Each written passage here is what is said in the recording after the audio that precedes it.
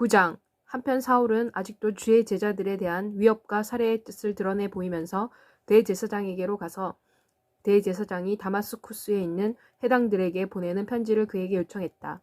그렇게 함으로써 그는 남녀 할 것 없이 그 도에 속한 사람을 발견하면 누구든지 그를 묶어 예루살렘으로 데리고 올 수 있도록 하기 위한 것이었다. 사울이 길을 가다가 다마스쿠스 가까이에 이르렀다. 그때 갑자기 하늘로부터 빛이 사울을 둘러싸고 번쩍했다. 그는 땅에 쓰러져 넘어졌으며 그에게 말하는 음성을 들었다. 사울아, 사울아, 내가 왜 나를 박해하느냐? 사울이 말했다. 주여, 당신은 누구십니까? 그러자 주께서 말씀하셨다. 나는 내가 박해하는 예수다. 일어나서 성으로 들어가라. 그러면 내가 무엇을 해야 할 것인지를 너는 듣게 될 것이다. 사울과 함께 가던 사람들은 소리만 듣고 아무것도 볼 수 없어 아무 말도 못하고 서 있었다. 사울은 땅에서 일어났다. 그러나 그가 눈을 떴지만 아무것도 볼 수 없었다. 그래서 사람들이 그의 손을 잡고 인도하여 다마스쿠스로 데리고 갔다. 사울은 3일 동안 볼 수 없었으며 먹지도 않고 마시지도 아니했다. 그런데 다마스쿠스에는 아나니아라고 하는 한 제자가 있었다. 주께서 그에게 환상 중에 아나니아야 라고 말씀하셨다. 그는 여기 있습니다, 주님이라고 대답했다. 주께서 그에게 말씀하셨다. 일어나서 곧은 길이라고 하는 거리에 있는 유다의 집으로 가서 다섯 사람 사울을 찾아라. 지금 그는 기도하고 있다. 사울은 환상 속에서 아나니아라고 하는 사람이 들어와서 그의 손을 자신에게 얹어 그의 시력을 회복하는 것을 보았다. 그러나 아나니아는 대답했다. 주여, 나는 많은 사람들로부터 이 사람에 대해 들었으며 또한 이 사람이 예루살렘에 있는 당신의 성도들에게 얼마나 큰 해를 끼쳤는지를 듣고 있습니다. 그는 당신의 이름을 부르는 사람을 모두 체포하는 권한을 대제사장들로부터 위임받아 여기에 왔습니다. 그러나 주께서 그에게 말씀하셨다. 가라. 이 사람은 이방 사람들과 왕들과 이스라엘 사람들 앞에서 내 이름을 전하기 위해 내가 선택한 그릇이다. 내 이름을 위해 그가 얼마나 고난을 당할지를 내가 그에게 보여줄 것이다.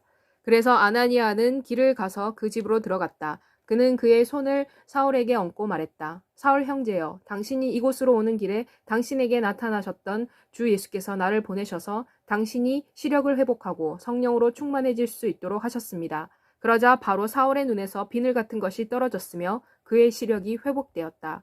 그는 일어나서 세례를 받았다. 그리고 음식을 먹고 기운을 되찾았다. 며칠간 사울은 다마스쿠스에서 제자들과 함께 있었다. 그리고 그는 곧바로 여러 회당에서 예수를 선포하기 시작했다. 그는 예수가 하나님의 아들이다 라고 말했다. 그 말을 들은 사람들은 모두 놀라며 말했다. 이 사람은 예루살렘에서 예수의 이름을 부르는 사람들을 멸한 바로 그 사람이 아닌가. 또 그가 여기 온 목적도 그들을 결박하여 대제사장에게 끌고 가기 위한 것이 아니었던가. 사울은 더욱 힘이 강해졌으며 예수가 그리스도이심을 증명하여 다마스쿠스에 사는 유대인들을 당황하게 했다. 여러 날이 지난 후에 유대인들이 그를 죽이려는 음모를 꾸몄다. 그러나 그들의 음모가 사울에게 알려졌다. 그들은 사울을 죽이기 위해 성문들을 밤낮으로 지켰다. 그러나 그의 제자들이 밤에 사울을 데리고 가서 광주리에 담아 성벽에 구멍 뚫린 곳을 통해 성 밖으로 내렸다. 사울이 예루살렘으로 갔다. 그리고 그가 제자들과 사귀려고 했으나 그들은 모두 사울을 두려워했으며 사울이 제자라는 것을 믿지 아니했다. 그러나 바나바는 사울을 데리고 사도들에게 가서 그가 길에서 어떻게 주를 보았으며 주께서 그에게 말씀하신 것과 또 다마스쿠스에서 그가 어떻게 예수의 이름으로 담대하게 선포했는지를 설명했다. 그래서 사울은 예루살렘에서 제자들과 함께 지내면서 자유롭게 다니며 주의 이름으로 담대하게 전했다. 그는 그리스계 유대인들과 언쟁을 하기도 했다. 그러자 그들은 그를 죽이려고 했다. 형제들이 이것을 알고 그를 가이사라로 데리고 갔다가 다시 다소로 보냈다. 한편 교회는 온 유대와 갈릴리와 사마리아에 걸쳐 평화를 누렸으며 튼튼히 서게 되었다. 주를 두려워하는 가운데서 살며 또한 성령의 위로 안에서 살면서 교회는 그 수가 증가되었다. 베드로는 이곳저곳을 다니다가 룻다에 살고 있는 성도들을 방문하게 되었다. 거기서 그는 애니아라는 사람을 만났는데 그는 중풍에 걸려 지난 8년을 계속 침대에 누워 있었다.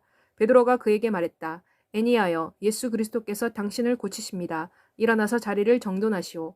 그러자 애니아가 곧 일어났다. 그리고 룻다와 샤론의 모든 주민들이 베드로를 보고 하나님께로 돌아왔다. 그런데 요바에는 다비다라고 하는 여제자가 있었는데 그리스 말로는 도르가라고 했다. 그녀는 항상 선한 일과 가난한 사람을 돕는 일에 헌신했다. 그 무렵에 다비다가 병이 들어 죽었다. 사람들이 시신을 씻어 다락방에 올려놓았다. 룻다는 요바 가까이에 있었으므로 제자들은 베드로가 룻다에 있다는 소식을 듣고 두 사람을 그에게 보내 이렇게 요청했다. 지체하지 말고 우리에게로 돌아와 주십시오. 그래서 베드로는 일어나서 그들과 함께 갔다. 그가 도착하자 그들은 그를 다락방으로 데리고 갔다. 모든 가부들이 베드로 옆에 서서 슬피 울며 다비다가 그들과 함께 있었을 때 만든 속옷과 겉옷을 보여주었다. 베드로는 사람들을 모두 밖으로 내보내고 무릎을 꿇고 기도했다. 그리고 그는 시신을 향해 몸을 돌려 말했다. 다비다야, 일어나라. 그러자 그녀가 눈을 뜨고 베드로를 보고 일어나 앉았다. 베드로는 손으로 그녀를 붙들어 일으켜 세웠다. 그리고 그는 성도들과 과부들을 불러 다비다가 살아있는 것을 보여주었다.